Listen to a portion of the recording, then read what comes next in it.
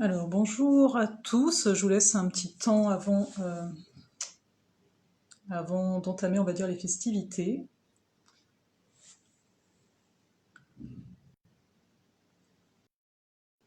Euh,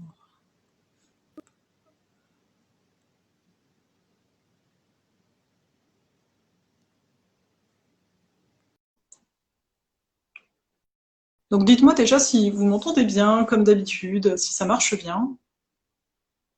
Coucou Sylvie. Alors, on est deux hein, pour ce direct. Bonjour. Je t'entends très faiblement. Attends. Ah, Ah, mais parce que mon téléphone était sur faible. ok. Voilà. Donc, bienvenue tout le monde. Donc, oui, ok. Donc, ça marche bien pour le son, c'est parfait. Bon, c'est cool. Hop. Donc, on va attendre un petit peu, hein. Ça va, t'entends bien de ton côté? Oui, super. Bon, ça va. Ok. Toujours ce petit temps d'attente, histoire de laisser au monde d'arriver avant d'aller directement dans le vif du sujet, même si avec moi on n'attend jamais bien longtemps, hein. J'ai pas vraiment de patience.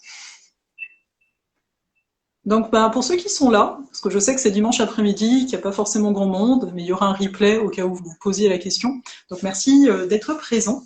Et donc pour aujourd'hui, on va se parler d'un thème que j'affectionne particulièrement, c'est-à-dire la peur, et surtout comment l'accueillir, et au-delà de ça, euh, comment finalement être bien sur, on va dire, trois plans qui sont les plans principaux, à savoir le physique, l'émotionnel et le mental.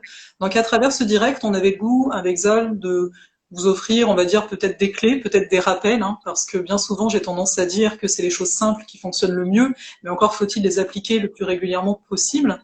Et à travers en fait ce direct, on va également vous parler des soins énergétiques en tant que tels. Je ne sais pas si vous débarquez en fait sur le direct comme ça ou par rapport à l'infolettre que j'avais envoyée il y a quelques temps. Mais voilà, donc c'est un peu tout ce qu'on va voir. Et sans plus tarder, on va rentrer dans le vif du sujet. Bien entendu, n'hésitez pas à nous poser vos questions, hein. On est dans un direct, on n'est pas là juste pour parler entre nous, je tiens à préciser. Donc n'hésitez pas à poser vos questions, on pourra y répondre, rebondir dessus et compagnie. Donc, mais déjà, je vais peut-être présenter Zal en tant que tel, parce que tout le monde ne le connaît pas forcément, à moins que tu préfères te présenter. Tu auras peut-être les meilleurs mots. Ouais. Non, je vais te laisser faire. Ok, ok, je vois. Donc en fait, Zal en tant que tel pratique, entre autres choses, les soins énergétiques des auras. Il pourra mieux vous en parler que moi. On aura aussi un petit truc à vous dire à la fin du live par rapport à ça.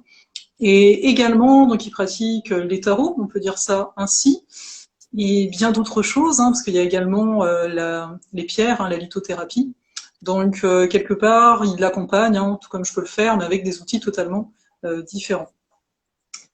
Est-ce que c'est juste ce que j'ai dit? Genre, confirme-moi. Oui, oui, c'est juste. Ça va, ça va. Bon. Et donc, on va entrer dans le vif du sujet. Et j'aimerais savoir, toi, comment tu perçois la peur?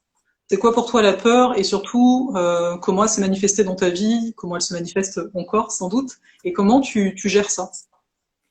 Donc voilà, donc moi, expert en peur. Bah, il faut un peu. C'est un avis, en tout cas, tu vois, pour faire un écho. Alors, c'est vrai que ça me fait me rendre compte déjà le thème du live que en fait, ben, tout le monde a une idée sur la peur et tout le monde parle des peurs, de la peur en général, de celle des autres. Mais en fait, on réfléchit pas vraiment à qu'est-ce que c'est en tant que tel la définition d'une peur. Je m'en rends compte parce que j'ai du mal à trouver les mots pour vraiment circonscrire le principe. Je Mhm. pourrais dire que c'est ce qui nous limite quelque part, c'est ce qui nous fait sentir un petit peu un sentiment de danger ou d'impuissance ou de doute, quelque chose comme ça. Alors après, mon rapport, ce qui est sûr, c'est que ça a beaucoup changé avec l'âge, la peur, puisque enfant, c'était vraiment très très viscéral et irrévocable. Donc quand il y avait une peur, comme je sais pas, le monstre sous le lit, il n'y avait pas de négociation, hein, c'était la guerre, hein, c'était la mort ou la vie, enfin, voilà, c'était un peu l'idée quoi. Et puis bah, en tant qu'adulte, on est peut-être plus raisonnée, plus mature, mais en même temps, la vie est plus complexe. Donc, du coup, c'est plus difficile d'arriver à se concentrer sur un seul problème à la fois.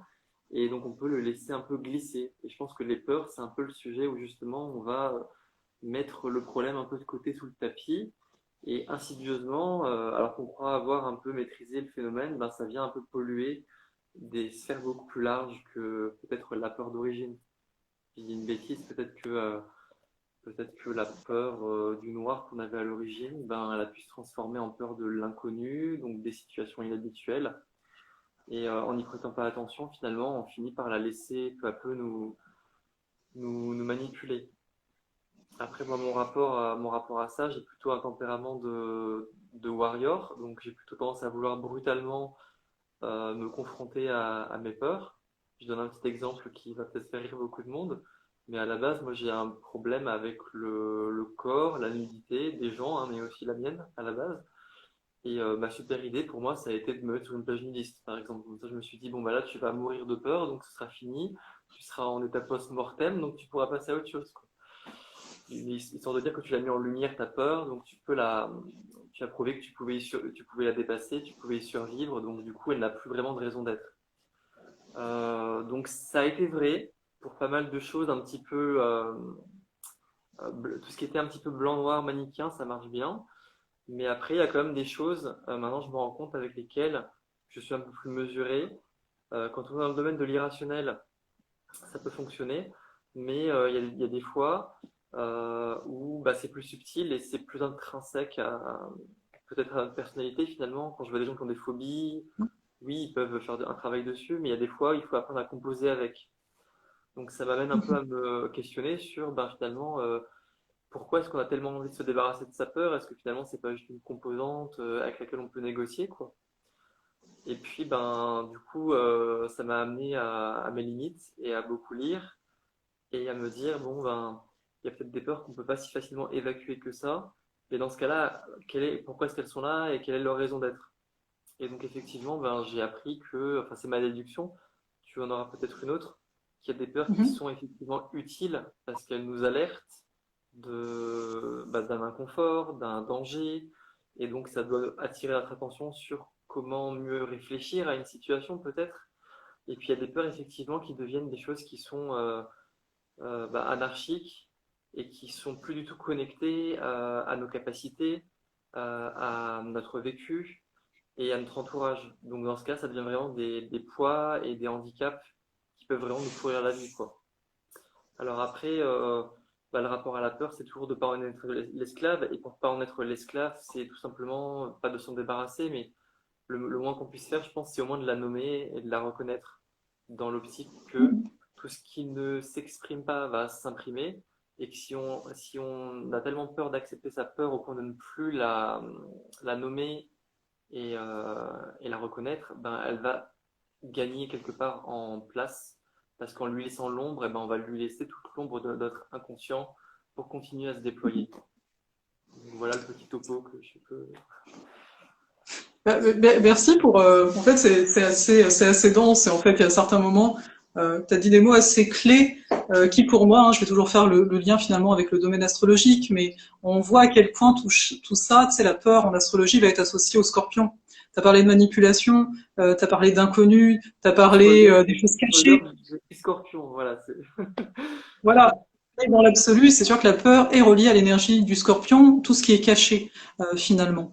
Et c'est là qu'on voit que ce qui est caché, c'est ça qui est intéressant de se dire, c'est que quelque part, tant qu'on le nomme pas, comme tu l'as dit, tant qu'on le met pas en avant, ça peut nous manipuler. C'est intéressant de voir que, entre guillemets, notre propre peur nous manipule sans qu'on s'en rende compte. Donc après, certains vont parler d'auto-sabotage, on pourrait retrouver ça ici. Mais ce qui est essentiel, en effet, à retenir, c'est de se dire à quel point cette peur m'est utile encore aujourd'hui. Ou à quel point, parce que finalement, quand tu parlais de phobie, c'est quelque chose qui est limite de l'ordre vraiment de l'inconscient. Enfin, on choisit pas forcément, on comprend pas, etc. Donc ça, c'est une chose. Mais après, il y a pas mal de peurs qui nous permettent aussi d'agir. J'ai peur de ça, donc je vais prendre une direction. Mais à un moment, je pense que ça peut être pas mal épuisant en tant que tel. Parce que finalement, la peur amène au niveau du corps, ne serait-ce que ça, un comportement de stress ou d'adrénaline. Donc il y a l'adrénaline qui peut peut-être faire agir, mais on sait aussi que la peur peut tétaniser, donc on peut aussi avoir l'inverse. Et dans l'absolu, donc tu l'as nommé autrement, mais c'est comment, quelque part, j'ai envie de dire, danser, j'aime bien ce mot en général en ce moment, mais danser avec la peur. C'est-à-dire de voir que c'est un partenaire, comme plein de choses à l'intérieur de nous, mais qu'à un moment, on peut être la personne qui mène ou se laisser mener. Donc voilà le retour ici que je peux faire, mais je trouvais ça intéressant parce que c'est vrai que t'as utilisé plein de mots, j'étais là. Ok, c'est des mots en relié au scorpion tout le temps. C'est assez Oui, sympa. c'est un thème pour le coup qui est assez scorpion, mais j'aimerais bien réagir parce que ça me fait penser tout simplement au domaine de l'émotion et de l'intuition, ce qui est un peu dans le tarot l'arcane de la lune, quelque part, qui peut faire un peu peur parce que c'est flou, c'est indistinct, ça paraît être irrationnel, et finalement, ben, on a tous des peurs. Moi, la différence, c'est que maintenant, j'essaie de les accueillir avec bienveillance en me disant, ben, tu es imparfait, peut-être que des fois, il n'y a pas de raison d'avoir peur, mais tu as peur quand même, mais tu as ta raison à toi, qui est tout à fait valide parce que c'est ton vécu, donc mon opinion, quoi. Mais du coup, on a peut-être beaucoup de blocages dans notre société actuelle par rapport aux peurs, parce que ben, de la même manière qu'on a du mal à écouter notre corps, on a du mal à être connecté à ce qu'on a comme sensation, qu'elle soit émotionnelle, physique ou autre. On a du mal à accepter la force de notre parcours. Du coup, on va, tout comme notre société qui est un peu trop scientifique sur les bords, va vouloir ridiculiser un témoignage personnel, tout comme on va pas se rendre compte qu'on respire pas bien parce qu'on est mal placé ou parce qu'on est trop stressé et on ne dépasse pas cette mauvaise respiration, on ferme notre cage thoracique, ça va modifier aussi le cerveau, la chimie du corps, donc ça va, tout est relié, ça va avoir un impact. La peur, en n'acceptant pas de dialoguer avec elle finalement, de lui laisser un peu le micro, on va l'enfermer dans une forme effectivement, de zone cachée et d'irrationnel. Et par essence, on va toucher un petit peu à tout ce qui est de l'ordre de l'enfant en nous quand on parle de peur, mais c'est pas parce que c'est quelque chose qui a une émotion forte qu'on ne peut pas établir un dialogue. La peur va être là, mais elle va peut-être se canaliser aussi. C'est ça, quoi. Oui, oui, c'est assez clair. Enfin, j'ai pu voir moi-même la différence entre nommer la peur ou bien la laisser à l'intérieur. En fait, c'est valable aussi pour le domaine émotionnel. On dit bien souvent que quand tu nommes une émotion, quelque part, elle perd de son emprise sur toi à ce moment-là. Le fait d'être en colère et de dire simplement, sans attendre quoi que ce soit de l'extérieur, mais de nommer, là, je suis en colère, de suite, ça va venir désamorcer. Donc, quelque part, il y a toujours on va dire, cette direction d'intérieur vers l'extérieur, finalement, pour pas se laisser grignoter. Et en cela, j'ai envie de dire, c'est quelque chose que tu peux voir avec les auras en tant que telles, vu que tu Oui, travailles là-dessus énergétiquement parlant. si Donc, on, qu'est-ce que crée la peur au niveau des auras, entre autres? Qu'est-ce qui peut se passer quand finalement on ne vit pas nos émotions et qu'on les laisse à l'intérieur de soi? Alors, je vais faire le lien par rapport à ce que tu dis justement, Voilà. mais essayer de garder un peu l'image de l'eau, finalement, de ce scorpion, l'eau de l'émotion, l'eau, voilà. L'eau, par principe, c'est quelque chose qui est en mouvement, c'est quelque chose qui circule. Et c'est à partir du moment où elle va stagner qu'il va y avoir des germes ou des choses sales, un peu comme un marécage, qui vont pouvoir se développer, la putréfaction. À partir du moment où l'eau elle est renouvelée, où elle circule, ça respire, donc il y a de l'oxygène, c'est frais quelque part, donc c'est propre. C'est un peu le même principe que les émotions. Et la peur rentre dans le champ des émotions. C'est des émotions qui sont un peu perturbantes, pas forcément agréables, mais c'est une émotion. Et qu'est-ce que c'est finalement qu'une émotion? Si on le prend dans le bon sens du terme, c'est une information, tout simplement. Quelque chose qui me permet de sourire, ça m'informe que quelque chose va être bon par rapport à mes valeurs ou être bon pour moi matériellement, par exemple, ou que j'ai du plaisir à être avec une personne.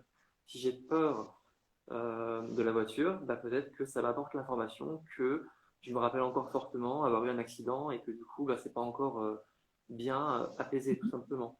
La différence, c'est que une information qu'on accepte de mettre en jour et de mettre en dialogue, elle va pouvoir s'exprimer, circuler. Si on ne la laisse pas s'écouler, elle va se raidir quelque part, elle va s'ancrer, elle va stagner. Dans le corps, parce que je suis aussi masseur, on l'a pas dit, mais dans le massage, une émotion va se cristalliser quelque part. Si elle ne peut pas s'exprimer, elle va se cristalliser. Ça va créer des toxines, ça va pouvoir créer des pathologies. Ça, on l'explique beaucoup en médecine chinoise, en Ayurveda. D'un point de vue purement physique, si vous avez une crispation musculaire, c'est juste une contracture douloureuse. Et si vous voulez, c'est la douleur, donc l'énergie qui ne circule plus, le sang qui ne circule plus, l'oxygène qui n'arrive plus bien à vos cellules, ben, ça va créer un dépérissement. C'est toujours le même principe que finalement la vie, ou même l'esprit, la conscience, c'est un mouvement. Bon ou mauvais, ça c'est un jugement qu'on place, confortable ou inconfortable, mais du moment que ça passe, il y a un renouvellement. Et donc là, je vous ai expliqué pour le massage un peu l'allégorie du muscle contracté qui empêche l'afflux de sang, donc la vie. C'est un peu le même principe pour les auras. Si vous avez une émotion qui crée un blocage, bah, ça va empêcher l'énergie de circuler. Et d'un point de vue vital, on parle d'énergie pour le corps, on va penser oxygène, on va penser eau, on va penser éliminer les déchets physiquement. D'un point de vue énergétique, on va imaginer que c'est la respiration, le chi qui apporte la vie. Premier geste de vie, c'est de respirer. Si vous respirez plus, vous mourrez. Mais d'un point de vue émotionnel, quelque part, si votre émotion est forte, elle a le pouvoir d'entraver la bonne circulation alors je dis le chi, mais le prana, le ki dans le corps, et donc de causer des perturbations. Alors en termes d'aura, souvent une émotion, c'est quelque chose d'assez visible et tangible, parce que ça va tout simplement déplacer à gauche, à droite, en haut, en bas, en arrière, l'aura, qui va plus jouer son rôle de bouclier et d'interface avec le monde extérieur. Alors je dis interface parce que prenez l'allégorie d'une maison, imaginez que vous êtes dans une maison, les auras sont votre maison, et donc vous protégez à la fois des intempéries, mais c'est aussi quelque chose qui permet de s'ouvrir, dans le sens ça permet d'accueillir des invités dans de bonnes conditions. Donc quand on n'est pas bien dans ces énergies, finalement, à la fois on ne va pas se sentir bien physiquement, moralement, etc. Mais en même temps, on ne va plus être connecté correctement, de manière optimale au monde. Donc si vous étiez une radio, par exemple, c'est comme si vous étiez en grésillement entre deux stations. Du coup, vous avez l'impression d'être patient avec une personne, d'exprimer un message court et clair avec les bons mots, mais vous n'êtes plus sur la même longueur d'onde parce que vous-même, vous êtes plus centré entre votre esprit et vos énergies, vous n'êtes plus sur le même canal. Donc vous avez l'impression d'avoir tout ce qu'il faut pour que la communication se passe bien, mais malgré tout, la personne ne va pas être à même de recevoir aussi idéalement possible ce que vous dites. Donc, de manière assez subtile, finalement, un blocage émotionnel peut avoir des conséquences, pas forcément dramatiques, mais qui ne sont pas souhaitables quand on veut avoir une vie épanouie, quoi. Merci pour l'explication. Juste au passage, est-ce que tout le monde sait ce qu'est une aura? Parce que je me dis, c'est un peu comme la peur, hein. Tu disais au début, on peut tous avoir une image de la peur. Donc je pense que les auras, sans doute que tout le monde a une image des auras, ou peut-être certains savent pas du tout ce que c'est possible aussi. C'est des fois on sait sans savoir, hein, j'ai tendance à dire. Donc n'hésitez pas à nous dire en commentaire quoi si vous voyez, enfin comment vous percevez l'aura en fait. Comme ça, toi, Zal, t'hésiteras pas à dire finalement vu que tu fais des soins spécifiques aux auras, de nommer qu'est-ce que c'est. C'est notamment les auras, enfin de suite, en tout cas personnellement, on va penser aux couleurs. Souvent les gens veulent voir la couleur des auras. Donc qu'est-ce que tu peux nous dire par rapport à ça? Alors, qu'est-ce que je peux vous dire? Effectivement, on peut dire que les auras ont des couleurs, mais c'est très enfantin quelque part, c'est ludique, hein, on a envie de voir ça, c'est joli. Mais finalement, est-ce qu'il est nécessaire de connaître une couleur d'aura? Moi, j'ai déjà eu des gens qui sont venus vers moi et qui m'ont dit ah, t'as une très belle aura. Donc, ça m'a fait plaisir, mais qu'est-ce que ça m'a vraiment apporté sur moi? Je ne sais pas. Il y en a qui m'ont dit ton aura est bleue, ton aura est ici. Bon, d'accord, donc est-ce que ça veut dire que je suis plus calme que quelqu'un qui aurait une aura rouge? Donc, c'est amusant, mais est-ce que ça apporte vraiment de l'information? Moi, la première chose qu'on m'a dit quand j'ai été enseigné de ce genre de technique-là, c'est bon, ok, il y a des gens qui peuvent voir les auras, peut-être que vous les verrez ou pas, c'est pas forcément nécessaire, il y a d'autres sens ou d'autres intuitions qui peuvent intervenir, mais en tout cas, ce qui est sûr, c'est que la couleur, c'est une forme de subjectivité que vous allez Mhm. placer par rapport à votre sensibilité, votre vécu sur une énergie qui finalement n'est pas visible. Donc du coup, votre cerveau va interpréter quand vous jouez avec Photoshop ou même Instagram, on fait des filtres Paris, Oslo, tout ça. Vous voyez bien qu'on peut avoir un rendu noir et blanc ou un rendu assez arc-en-ciel juste avec un bouton. Finalement, ça va interpréter la même polarité d'information, mais avec des filtres différents. Les auras, c'est un peu pareil. Peut-être que moi, je vais dire, ok, l'aura de la personne, elle est en rouge sombre, donc ça veut dire peut-être qu'elle est en dépression. Et peut-être que chez un collègue, il va dire, bon, elle est rouge, comment ça veut dire qu'elle est en pleine passion, elle est en pleine joie et elle est en train de créer. Donc, c'est pas grave que les gens voient des couleurs ou qu'on prenne l'interprétation d'une personne sur une couleur, mais il faut toujours la contextualiser. C'est valable pour cette personne-là, de ce qu'elle voit d'une personne à un moment donné. Et en aucun cas, on va avoir une couleur pour toute sa vie, par exemple. Là, je vous parle, je suis dans un état d'énergie, j'ai une humeur de partage. Peut-être que mon aura, elle a une forme et une vibration qui est spéciale, et peut-être que dans 10 minutes, je vais aller lire un livre et je vais changer. Donc, c'est surtout pas une fin en soi, et c'est surtout pas le plus important, je pense, à connaître. Après, moi, je les vois pas, les couleurs, mais j'avoue que j'aimerais bien parce qu'il y a un côté, ça fait rêver, quoi. Mais franchement, je pense pas que ce soit l'essentiel. Ceux qui travaillent avec, ils savent s'en servir parce qu'ils apprennent à avoir leur propre grille de lecture. Mais je trouve que ça peut être un peu trouble quand on vient mettre à une personne dans son esprit que ça veut dire ça pour elle. Parce que finalement, ben, peut-être qu'elle, elle a même pas la même sensibilité par rapport à la couleur. Donc voilà, Oui, c'est comme bon, si ben, moi je n'avais pas c'est compris du polonais et que je vous plaquais mes définitions des mots en français, ça voudrait rien dire, quoi. Voilà.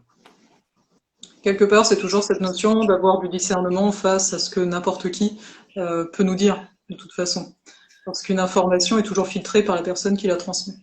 Oui. Donc, j'entends pour les auras, c'est un peu ce principe-ci. Mais au-delà de la couleur, qui est quelque chose, je pense, assez voilà, renommé là-dessus, est-ce qu'il y a autre chose? Genre, on va parler des fois, c'est peut-être pas avec les auras, hein, mais au niveau de tout ce qui est énergétique en général dans les soins, on peut parler d'entité, on peut parler, il y a des choses qu'on peut comme trouver. C'est comme si des fois j'ai l'impression que l'aura c'est comme un manteau, tu sais, et t'as des trucs qui se sont mêlés dans tes mailles et ça t'appartient pas. Donc, voilà. Alors, déjà, il faut savoir que tout ce qui arrive à l'aura, donc pour ceux qui ne sauraient pas exactement ce que c'est en énergétique, tout simplement, c'est une forme d'émanation externe, en fait, à notre corps. On a un corps physique qu'on peut toucher, qu'on peut voir, qu'on peut sentir avec les cinq sens. On a des corps énergétiques qui sont plutôt intériorisés et on les connaît assez bien par rapport aux méridiens, par rapport à l'Ayurveda, qu'on fait de l'acupuncture, logiquement. Donc, il y a peut-être, je ne connais pas, hein, je ne suis pas expert, mais il y a peut-être des points physiques par rapport aux nerfs et aux muscles qui vont être relâchés, mais logiquement, l'acupuncture travaille sur le principe des méridiens, donc des conduits énergétiques qui sont dans le corps. Et les auras, finalement, elles ne sont pas séparées de tout ça. Elles sont liées directement à l'état de santé du corps et de vos corps énergétiques, qui sont des corps donc le plus invisibles, mais dans le corps, à l'intérieur. L'aura, c'est comme une enveloppe, effectivement. Donc finalement, on ne peut pas dire j'ai un truc qui est dans l'aura et espérer qu'il n'y ait pas de conséquences à l'intérieur. C'est juste un plan différent. Donc, en agissant sur l'aura, on va agir un peu sur le principe de l'homéopathie, puisque c'est assez subtil, c'est pas très intrusif comme intervention. On va agir jusqu'au corps les plus denses. Effectivement, il peut y avoir un mélange d'énergie ou d'autres intrusions d'énergie ou d'autres aides d'énergie peuvent intervenir dans la structure d'une personne.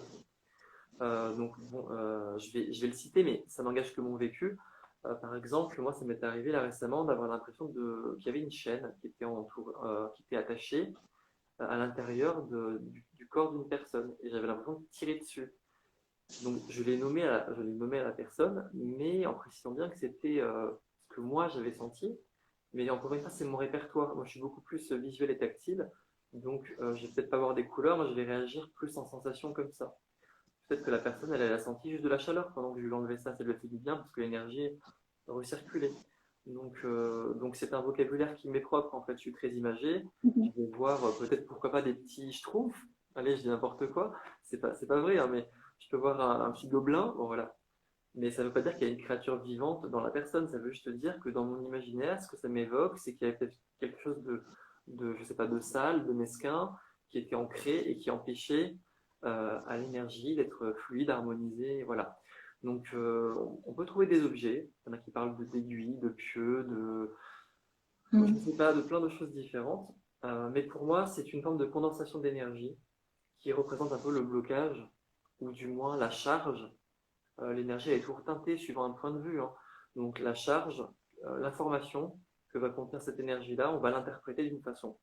Donc là, en l'occurrence, je cherchais à voir, sans faire intrusion dans le libre arbitre et dans l'évolution de la personne, qu'est-ce qui, par rapport à ce qu'elle voulait venir faire avec moi aujourd'hui, qu'est-ce qui n'allait pas et qu'est-ce que moi, par rapport à mon niveau de capacité d'intervention, qu'est-ce que je pouvais faire pour elle.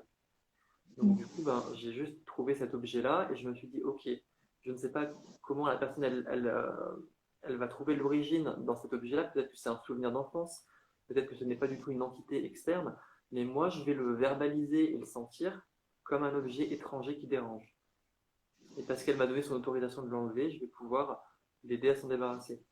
Après, effectivement, il peut y avoir des entités, comme on entend, des formes de pensée ou de Mm. vie extérieure, quelque part.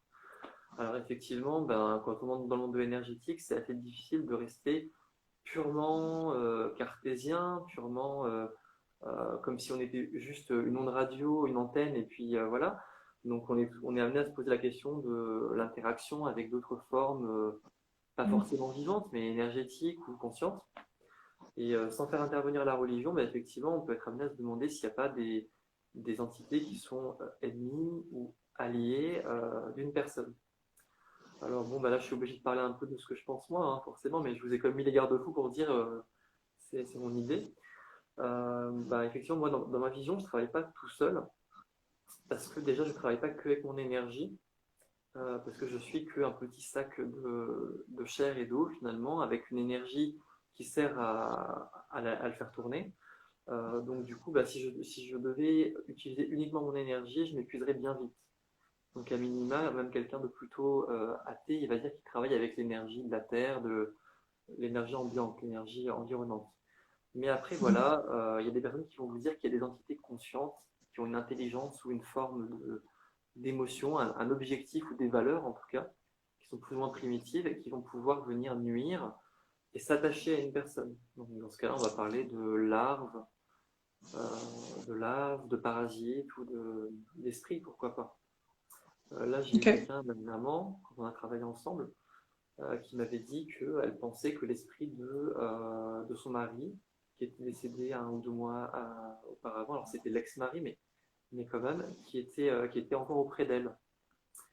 Donc, c'est pas quelqu'un qui va travailler dans l'aura, qui va pouvoir vous dire, euh, voilà, l'énergie que vous sentez, c'est ça. Parce que même moi, si je pense que ça l'est, quelque part, encore une fois, je vais faire intrusion dans le répertoire de sensations de la personne. Peut-être qu'en fait, moi, je vais avoir le sentiment que ça va être vraiment, vraiment, vraiment le fantôme, entre guillemets, du mari qui est là, alors qu'en fait, ça va peut-être juste tout le souvenir que la personne elle a rattaché à son mari et qu'elle a condensé, qui va être présent quelque part dans son aura et que je vais visualiser comme un homme qui est là. Et peut-être qu'en réalité, la personne, elle va dire non, en fait, moi, je me sentais juste très triste en pensant à lui, je pense beaucoup à lui, vous voyez. Donc, j'ai beaucoup de réserves, en fait, par rapport à tout ça. Je pense que ça existe, mais moi, ça m'intéresse pas trop, finalement, pour aider la personne. Ce qui va compter, c'est plus de la remettre dans son harmonie et de travailler avec elle pour qu'elle restaure sa vitalité, en fait, quoi. Sa créativité, sa santé.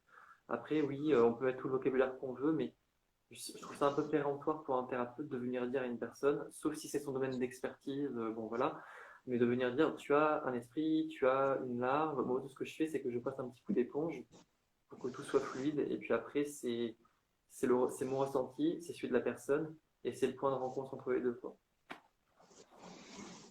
Bah, je vous remercie pour ces détails. Ça donne une meilleure idée. Et simplement, là, il y a eu une question qui est passée. Il était demandé, c'est Lati qui demande est-ce possible de nettoyer soi-même sa propre aura? Alors oui, oui, oui, évidemment. Alors déjà, il faut que vous sachiez que normalement, si vous avez affaire à un thérapeute qui est un accompagnant et non pas une sorte qui se place pas en situation paternaliste quelque part, il va vouloir que vous soyez maître de votre propre évolution. Donc, il est là pour vous aider parce que vous avez un blocage accumulé qui est très lourd et à un certain stade, c'est mieux de se faire aider. Mais en vrai, on peut développer une hygiène personnelle assez facilement. Petit à petit, on prend des habitudes, on trouve ce qui est bon pour nous pour arriver à s'améliorer. Et en matière d'aura, de façon assez rapide, vous pouvez changer votre énergie, ne serait-ce que vous écoutez de la musique. Alors, suivant si la musique est en harmonie avec vous ou avec vos goûts ou pas du tout, ça va immédiatement avoir un impact sur votre résonance intérieure. Si vous êtes très triste, je pense que vous savez tous que vous mettez une musique qui, même si elle est triste, mais vous apporte vraiment une connexion au niveau du cœur très forte, et tout de suite, ça va vous apporter un soutien qui peut paraître psychologique, et qui est psychologique, mais cette interaction-là, elle va vraiment se traduire au niveau de vos auras. Donc le simple fait de faire ce qui vous fait du bien, faire du sport. C'est très important le physique en fait dans les auras quelque part, hein. Faire du sport, bien s'alimenter, bien boire, ça va déjà avoir un impact sur votre hygiène au niveau des auras. Mais au-delà, si vous voulez avoir un côté plus interventionniste, c'est aussi possible. Par exemple, vous êtes en méditation, ça demande un peu de visualisation et d'expérience, mais vous pouvez imaginer que vous avez votre aura qui est comme une bulle un peu autour de vous, un petit dôme, et que vous allez essayer de placer les mains comme si vous palpiez un mur, une bulle plutôt, plus ou moins ouatée, et puis vous allez essayer de voir si peut-être vous sentez des variations, du chaud, du froid, un trou, une bosse, et puis vous pouvez imaginer que vous essayez de lisser par exemple. Donc je ne vous garantis pas que ce sera tout de suite facile ou que ce sera aussi bien que tel thérapeute, mais en tout cas, oui, vous pouvez avoir un impact sur votre aura. Voilà. Bah là, c'est bien, tu as commencé en fait à répondre à la deuxième partie, j'ai envie de dire, de ce direct, à savoir ben, comment prendre soin. Bien sûr qu'il y a plus de 3 plans, mais là, on a voulu vraiment cibler les 3 plans, on va dire, principaux. Voilà. Tu as commencé à parler finalement de comment prendre soin du plan physique, c'est en parlant de l'alimentation, en parlant finalement de l'hygiène au niveau du corps, donc de faire du sport. Ici, quand on dit faire du sport, ça peut être aussi des étirements. C'est pas obligé que ce soit quelque chose de tout de suite violent ou rapide, je tiens à préciser. Mais on va continuer, on va dire, par rapport à ça. Donc, on n'a qu'à continuer sur le physique, en Oui. accentuant ensuite au niveau émotionnel et puis le plan mental en tant que tel. Donc, est-ce que tu as envie de rajouter quelque chose sur ce plan physique? D'un point de vue purement physique aussi, ce qu'on oublie un peu de dire, c'est que là, je vous parle avec un téléphone qui est en mode Wi-Fi, par exemple, et il y a des antennes oreilles dans le quartier, c'est que de base, maintenant, de nos jours, on est baigné un peu dans une soupe d'ondes, quelque part, qui sont comme très fortes et très rapides, et que déjà de base, ça va avoir un impact, ça aussi, sur notre santé énergétique.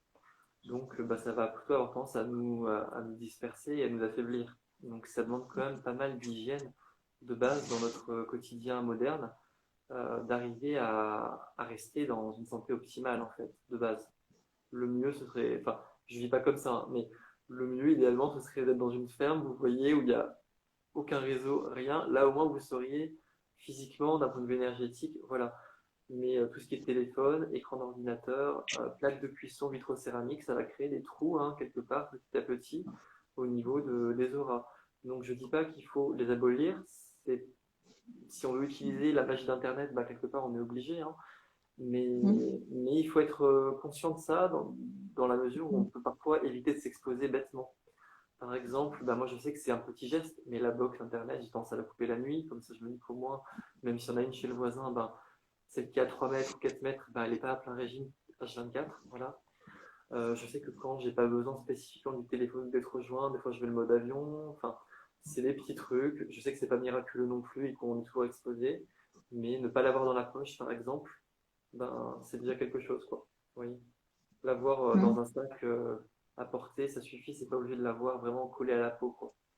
Donc, d'un point de vue physique, au-delà de bien manger, bien dormir, écouter de la musique, être heureux, enfin voilà, les bonnes pensées, il y a le côté purement physique des ondes.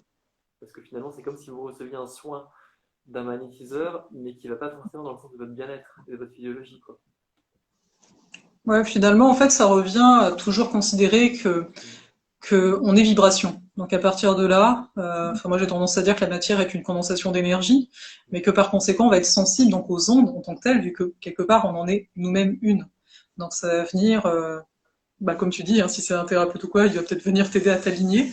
Mais si c'est pas un thérapeute, que c'est une machine, donc elle n'a pas du tout de conscience, mais ça peut donc nous désaligner. Donc finalement, c'est de garder cette notion de, moi que j'appelle de vibration, qui m'est assez chère en règle générale, de se rappeler ça. Donc on va être sensible, comme tu disais tout à l'heure, la musique, le son est une vibration, donc le fait que ça peut nous ramener aussi à notre centre, ou au contraire une musique qui va nous insupporter, parce que bien sûr qu'on peut, entre guillemets, essayer d'être zen en tout temps, mais je suis désolée, des fois il y a des musiques, ça marche vraiment pas avec ta vibration, et ça peut créer même une nervosité en tant que telle. Oui, Donc, et d'ailleurs, je crois qu'ils utilisent des musiques pour être plus concentrés, des musiques pour, par exemple, pour courir, il y aurait des musiques soit... Enfin, c'est assez marrant de voir que, oui, on parle de musique, mais finalement, en arrière-fond, c'est de la vibration. C'est utilisé, pas pour des objectifs précis, mais dans l'absolu, y être sensible, finalement, c'est une façon d'être à l'écoute de soi, de voir qu'est-ce qui nous convient. encore une fois, de ce Donc que là, tu dis là, c'est par rapport à ce qu'on disait sur les peurs, l'émotion ou l'interprétation visuelle des auras, etc. On en revient toujours à une notion essentielle, c'est qu'en fait, On est vraiment le roi de notre vécu et de nos sensations, et personne n'est mieux placé que nous pour savoir comment est-ce qu'on sent. Pour la douleur, par exemple, peut-être que vous vous êtes coupé le doigt avec un couteau en cuisine, mais léger, ben, peut-être qu'il y a une personne, elle va pas broncher, et l'autre va se mettre à pleurer, parce que peut-être que la tolérance à la douleur, on n'est pas égaux devant ça. Donc, il y a toujours cette notion de se dire, vous êtes vraiment votre propre dictionnaire en termes de sensations et de vécu. Et même si vous pouvez être guidé par une personne qui est experte dans un domaine, ben, en fait, c'est vraiment important que vous développiez votre propre sensibilité et connaissance de vos repères. Parce qu'encore une fois, moi, j'ai proposé une musique pour se relaxer. Et peut-être que vous allez, bah, ça va la stresser. Donc, c'est sûr que la musique classique, globalement, alors après, il y en a qui ont du mal avec la musique classique, mais en termes d'harmonique, elle est quand même optimale pour ce qui est de Mhm. l'énergétique, de l'aura. Mais si par exemple, de votre cœur vous dit que, je sais pas, Rihanna ou Michael Jackson, pour votre état émotionnel, c'est génial, bah, l'énergie que va déployer votre cœur va avoir un impact immense aussi sur votre rayonnement personnel. Donc, il faut toujours savoir que c'est bien de puiser dans les livres et dans les thérapeutes, etc. Mais qu'à la fin, une fois qu'on a établi de grandes vérités générales, ben, pour ce qui est du quotidien, c'est quand même vous qui allez être la boussole, quoi. Voilà, c'est important. Après, ça qui est intéressant, parce que finalement, notre sensibilité est également notre filtre. Et là où j'ai que c'est intéressant et où bah, c'est beau de développer ce que je vais nommer ici une forme de lucidité, mais là je suis en train de passer un peu au niveau du plan émotionnel dont on va parler juste après, c'est de se dire que parfois, bah, on va vivre quelque chose avec une certaine intensité, mais parce qu'on a peut-être les blessures qu'on a. Donc oui, personne peut nous juger parce que c'est subjectif, mais en même temps, à nous de pas des fois nous, c'est parce qu'on peut très vite avoir cette croyance de se dire non mais tu vois, c'est ma sensibilité, tu ne la comprends pas, c'est moi qui ai raison par exemple, et là on pourrait s'emmurer dans notre blessure et ne pas en sortir. Donc là, je suis plus en train d'aller au niveau du plan émotionnel, comment prendre ça en tant que tel. Pour Oui, moi, c'est une forme d'observation et de lucidité face à soi. C'est correct, on a tous un vécu, donc on a tous une sensibilité, mais à mon sens, il y a vraiment ce rapport de ne pas se laisser emprisonner par notre propre filtre en fait. Donc arriver toujours à changer d'angle. bah, Enfin, c'est pour ça que ça, c'est pour ça qu'on vit aussi en société. Quelque part, on a le miroir de l'autre. On a le miroir de l'autre. Et puis quelque part aussi, alors on parlait tout à l'heure de l'image de la maison pour les auras. Quelque part, l'aura, elle est autour de nous, donc elle est au-delà de notre corps. Donc si par exemple, on n'était pas dans des pièces différentes et que tu étais en interview avec moi, ben, nos auras seraient en train d'interagir. Il y aurait comme des mails, entre guillemets, qui s'enverraient. Au-delà de ce qu'on peut dire et de notre langage, le faciès, tout ça, il y aurait de l'énergie qui serait échangée. Toute relation humaine en fait implique une forme d'échange énergétique. Et heureusement qu'on n'est pas tout seul, parce que psychologiquement, je pense qu'on deviendrait fou en fait si on était seul au milieu de l'univers quelque part. Donc, je pense que de toute manière, la vie fait qu'on est constamment remis face à nos propres dérives. Heureusement quoi.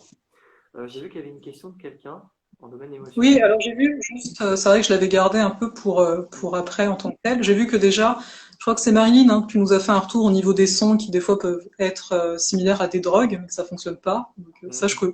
que a été lu. Et sinon, oui, la question, je sais pas qui l'avait posée, mais c'était est-ce qu'on peut transmuter une émotion négative en fait? C'était ça, je crois, une énergie négative, pas une émotion. Une Comment on est dans ça? énergie, bah, quelque part, l'émotion est une forme d'énergie aussi. Donc bon, Oui, totalement. une énergie négative, alors bah oui, évidemment, évidemment, ce serait triste hein, si on ne pouvait pas, on serait vraiment coincé. Alors après, Oui. évidemment, il va y avoir je sais pas, bon, je prends un cas extrême au hasard, hein, je vise personne, mais on prend quelqu'un qui vient de vivre un deuil. Dans sa famille, c'est quelqu'un qui l'aimait bien, hein, c'est pas quelqu'un qui était distant, donc on est Alors, touché. attends, ça a juste coupé. C'est quoi que t'as dit? On prend quelqu'un C'est juste qui... pour un exemple arbitraire, on prend quelqu'un qui vit un deuil d'une personne à laquelle il était vraiment attaché. Donc là, on est d'accord que oui, on peut transmuter l'énergie, mais ben comment dire, notre vérité à ce moment-là, c'est quand même qu'on vit une crise et qu'on ne va pas rester dedans à se morfondre éternellement, et que même si on va garder des traces de tristesse dans sa vie, on va quand même sortir par palier de cet état-là pour laisser la place à d'autres expériences qui sont dans notre présent, qui seront dans nos présents futurs quelque part. Donc, on peut transmuter l'énergie, mais ça ne veut pas dire qu'il faut essayer automatiquement de voir une émotion ou une énergie qui est négative et de s'en débarrasser. Des fois, on vit quelque chose de négatif qui est légitime sur l'instant et qu'on doit juste laisser nous traverser. Cette idée de circulation, comme une rivière. Vous avez le droit d'être en colère, vous avez le droit d'être amer, parce qu'on vous a dit quelque chose de blessant, par exemple. Mais il faut juste que cette colère, elle soit prise avec une forme de recul et qu'elle puisse circuler. Après, voilà, moi je prends la question dans le sens une énergie négative qui s'est un peu ancrée quelque part et qui nous empoisonne. Je vais la comprendre comme ça, la question. Donc, effectivement, bah là, du coup, ça dépend du degré de cristallisation de cette émotion. C'est tout comme pour le côté physique, hein. Si vous avez juste passé toute la journée sur l'ordinateur, vous avez mal à la nuque, vous pouvez vous masser comme ça, ou vous étirer, faire un peu de yoga ou de danse, ça va partir. Par contre, si ça fait 1 an ou 10 ans que tous les jours vous travaillez voûté et que voilà, vous avez complètement enquisté votre colonne, bah là, sans passer par un kiné, ça va être compliqué, vous voyez. Donc, si vous avez une émotion qui s'est un peu incrustée et que vous avez des pensées parasites ou que ça vous accable, vous pouvez tout à fait agir dans le sens du mieux. Bah là, ça va beaucoup être de l'ordre de, il faut en avoir conscience. Donc, il faut soit l'écrire, soit le verbaliser, soit en parler avec quelqu'un pour le placer dans votre lumière de l'esprit. Pour que ce ne soit pas que de l'intuition qui est une forme de rumination, mais vraiment quelque chose qui est sous le regard rationnel. Et ensuite, il faut voir quel outil on va utiliser pour essayer de le travailler, de le libérer. Là, ça va beaucoup passer par peut-être la méditation. On va se dire, ok, mettons que là, par exemple, j'ai une colère qui me reste. J'ai été en colère légitimement, mais là, maintenant, ça fait 2 semaines, c'est fini, ça ne devrait pas me rester. Ben, on va pouvoir placer des visualisations, des méditations. Ben là, on va pas pouvoir le faire pendant ce live parce que c'est pas la question spécifique. Mais il y a plein de techniques comme ça pour arriver à imaginer un scénario où on va transformer notre vécu, l'interroger, voir pourquoi est-ce qu'il est encore actif et dire, ok, je t'ai compris, je t'ai entendu. Mais maintenant, je laisse place à autre chose. Donc, je ne sais pas si j'ai vraiment répondu à la question, mais ça peut se faire et ça se fait d'autant mieux qu'on a un peu d'expérience et l'habitude de le faire. Oui, et c'est là qu'on rejoint quelque part le plan mental aussi, parce que les émotions sont jamais très loin des pensées qu'on va venir alimenter. Donc là, je fais un peu la transition en tant que telle, on essaye discrètement. Donc, est-ce que tu peux nous dire au niveau finalement des comment travailler avec nos différentes croyances, avec nos différentes pensées, Alors attends, qui peuvent venir perturber nos émotions? De pardon, quoi? tu T'as peux dit quoi? préciser un tout petit peu la question? Bah quelque part, si quelqu'un venait et qui disait bah voilà, je me sens pas bien en tant que tel, peut-être même que j'ai des douleurs dans le corps, mais qui proviendrait finalement d'une pensée qu'on Mhm. s'est construite. Par exemple, quelqu'un qui parce qu'il a des douleurs chroniques, bah, va développer cette pensée qu'il sera pas capable de faire telle ou telle chose, tu vois. Donc, bah, en effet, vu qu'on est résonance, vu qu'on est vibration, bah, en effet, ça ne marche pas. Donc, comment quelque part prendre soin aussi de ce qui se passe dans notre tête. Mhm. Bon, alors déjà, bon, pour le cas des douleurs chroniques, j'essaie pas du tout de me mettre à la place du vécu d'une personne que je peux pas comprendre, parce que ben, finalement, c'est très facile de dire à quelqu'un la pensée magique, hein, c'est voilà, la méthode Coué, dis-toi que tu vas mieux et tu iras mieux. Parce que finalement, est-ce qu'on serait capable de faire mieux à la place de la personne avec de telles douleurs? Je ne sais pas. Mais en tout cas, en tant qu'accompagnant, bah, c'est clair que si la personne vient nous voir, c'est qu'elle a conscience du problème et qu'elle a conscience de la nuisance que ça représente pour elle et qu'elle ne veut plus ça dans sa vie. Donc on a une sorte de mandat pour parler avec elle et pour essayer de voir un petit peu comment est-ce qu'on peut transformer ça. Bien sûr en écoute de sa tolérance, quoi. Donc bah, la personne, tout simplement, on va essayer de voir comment est-ce qu'on peut transformer son point de vue. Donc, par exemple, elle a une douleur qui est objective. On ne sait pas si c'est de la poule ou l'œuf, si c'est les douleurs chroniques ou la pensée qui était là en première, mais en tout cas, là, elles s'accompagnent maintenant. Elles vont de pair et c'est un peu un cercle vicieux. Donc, il faut bien que quelque chose bouge pour arriver à désamorcer le cycle. Donc, on ne va pas pouvoir lui dire, bah, sois heureuse, hein, parce que sinon, ça ne marchera pas.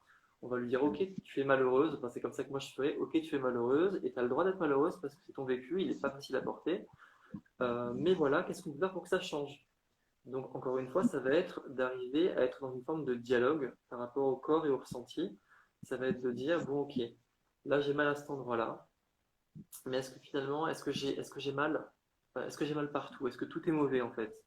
Et d'arriver à prendre du recul pour, aussi bien du point de vue des pensées que du corps, arriver à se dire, ok, là est le problème, là je vois tout à travers le filtre de mon problème et donc de ma douleur. mais aussi pour donner la parole aussi au ressenti qui n'est pas souffrant. Se dire, ok, mais cet aspect-là de ton esprit ou de ta vie est parfaitement fonctionnel, est parfaitement heureux.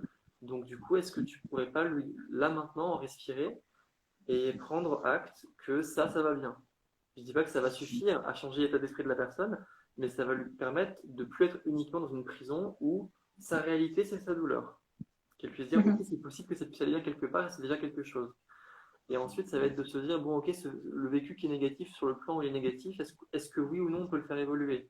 Si c'est une douleur physique et que c'est une maladie incurable, a priori, on ne peut pas. Mais on peut peut-être changer la manière d'aménager son vécu et son quotidien pour le vivre. Donc, il va y avoir un travail.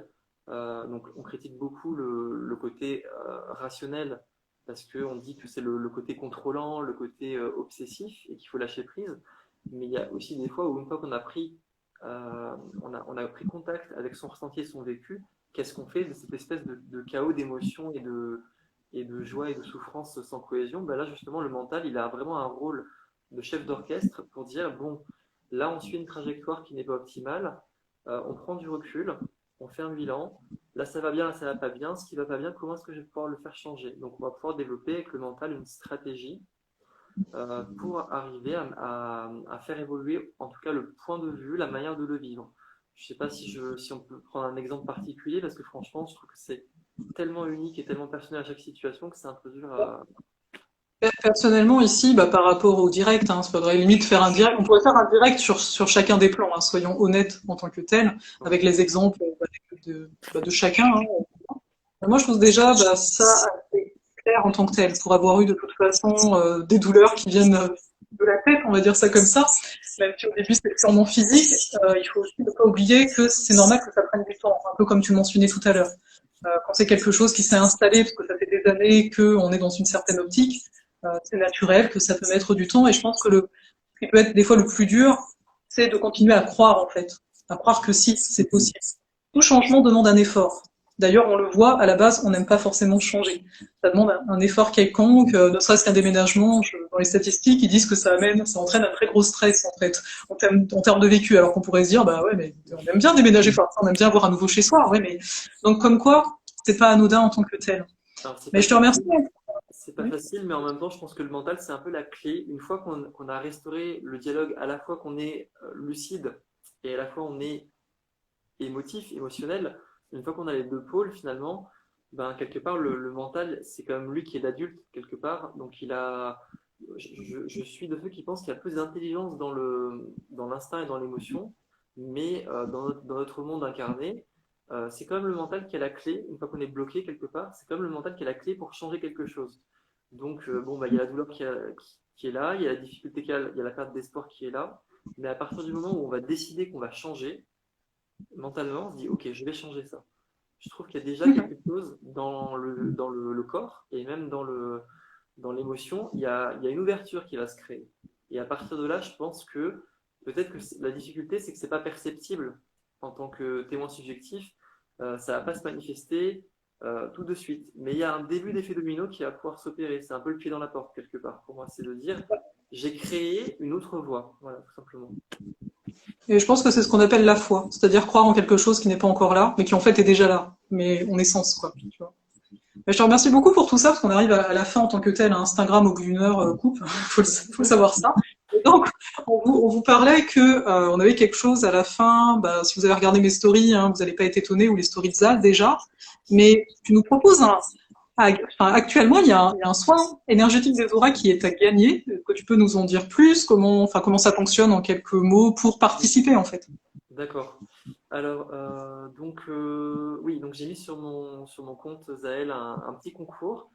J'explique rapidement comment se passe. Alors, il suffit de s'inscrire à mon compte, de liker la publication et de taguer dans la publication en commentaire deux de mes amis qui pourraient également bénéficier d'un meilleur alignement avec leurs propres énergies, qu'elles soient physiques, mentales, émotionnelles, n'est-ce pas? Je fais ça gratuitement dans le sens où pendant les vacances de Noël, moi j'ai eu la possibilité de tester l'hypnose pour me débarrasser de choses qui justement étaient ancrées dans mon corps. Donc ça fait depuis tout enfant que je suis habitué à m'observer, à faire du sport, à faire de la méditation, à transmuter mon vécu. Donc je suis assez indépendant, mais malgré tout, bah, des fois, on est dépassé, on a besoin d'aide, quoi. Et là, je j'avais pas trop le temps et j'avais pas trop non plus la visibilité de me rendre compte que j'avais besoin d'aide et on m'a proposé. On m'a dit voilà, c'est génial, c'est gratuit, c'est pour faire découvrir aux gens qui n'ont pas forcément la connaissance de cette technique-là ou le temps de se l'accorder, voilà.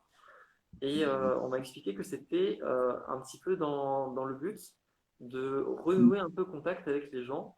Depuis un an, en fait, on est vraiment, on est un peu victime de la situation. On est un peu chacun chez soi, coupé des autres. On essaye avec Internet de maintenir le lien, voilà.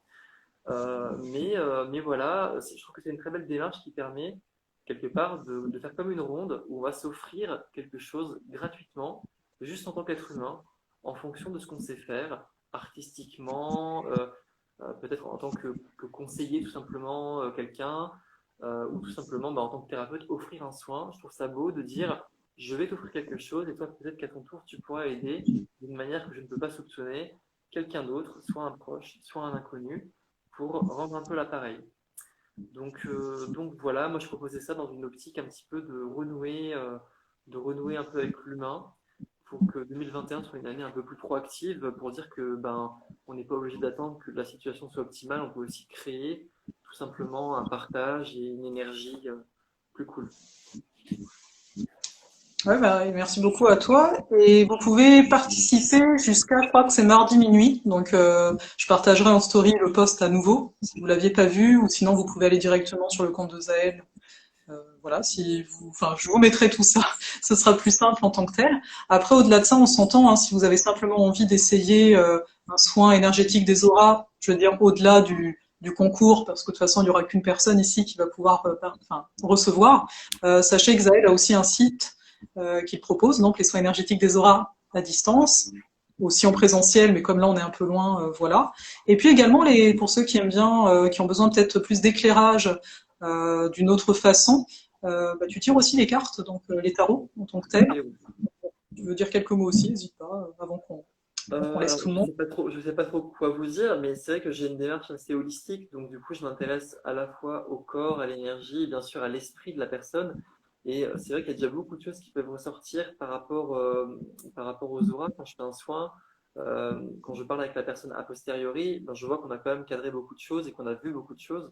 Mais c'est vrai que des fois, le tarot sur une question spécifique, ça permet vraiment d'avoir, d'un point de vue intellectuel, une meilleure perspective tout simplement pour se décider ou pour faire sens, si c'est juste d'une situation passée, pour faire un peu de sens. Parce que c'est vrai que les auras ou le massage, ça va intervenir pour remettre un peu les pendules à l'heure dans votre propre corps, pour vous remettre bien dans votre bien-être, en fait, tout simplement, quoi, et dans votre capacité d'action. Mais ben voilà, vous pouvez agir, mais la question c'est comment. Et je trouve que le tarot, ou l'astrologie d'ailleurs, c'est des outils qui permettent vraiment d'accompagner vraiment les élans de vie et les décisions pour leur donner une forme un peu plus, une stratégie d'action en fait, tout simplement. Parce que c'est vrai que si on n'est pas bien disposé, on n'a pas tous ces moyens. Donc si les énergies sont ruinées ou si on a très mal justement physiquement, on n'est pas en posture de faire les meilleurs choix. Et une fois qu'on est en posture de faire les meilleurs choix, bah, c'est bien d'avoir une stratégie claire et puis un panorama vraiment optimal de toutes ces ressources, quoi. Donc c'est pour ça que Oui, parce que des fois, ça fait juste du bien aussi. oui, En fait, d'avoir un éclairage extérieur, moi je le vois bien. Parfois, je vais juste avoir envie, même si j'ai une bonne clarté en règle générale, etc. Ça fait aussi du bien de recevoir, en fait, hein, tout simplement. Donc, de oui, se c'est vrai donner qu'on la voit pas les permission. choses, on voit jamais les choses. Enfin, on peut penser qu'on est très fouillé sur un sujet, mais à la fin, même quelqu'un qui débarque au bout de 2 minutes et qui regarde la situation, il va dire mais pourquoi t'as pas pensé à ça? Et là, on va se dire bah, parce que c'est pas ma façon de penser, tout simplement. Enfin, c'est toujours comme ça. Voilà. Bah, merci beaucoup, merci à tous d'avoir été présents, hein, c'est chouette, un petit dimanche après-midi comme ça. Donc, ça va être le temps qu'on se laisse, tout simplement. Donc, merci encore, Zal, de ta présence et de tout ce que tu nous as dit. Et merci Et de m'avoir merci. invité. Je vous souhaite une belle fin de journée. À tout bientôt. À bientôt. Enfin, au revoir.